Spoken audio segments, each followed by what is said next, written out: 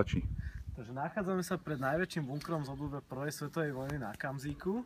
3 týždne dozadu sa tu začali výkopové práce na obnove tohto bunkru, aby v lete mohol byť sprístupnený ako múzeum prvej svetovej vojny na Slovensku.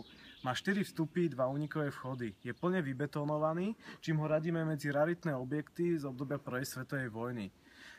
Tomuto projektu by som povedal asi len toľko, že musíme na začiatok poďakovať pánovi doktorovi Tomášovi Korčekovi, ktorý nám prispel sumou 1700 eur a vďaka tomu sme teda pred tými 3 týždňami mohli začať s prácami a tým pádom veríme, že stihneme všetko pripraviť tak, aby 4. júla mohlo byť slávnostné otvorenie.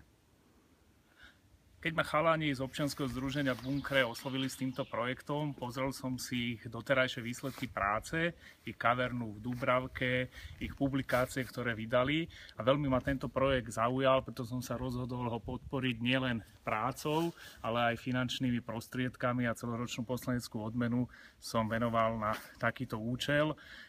Chodíme tu spolu s chalanmi brigádovať, tak ja dúfam, že všetko sa stihne, aby Novomešťania a Bratislavčania sa mohli zúčastniť 4. júla na slávnostnom otvorení múzea, ktoré tu vznikne.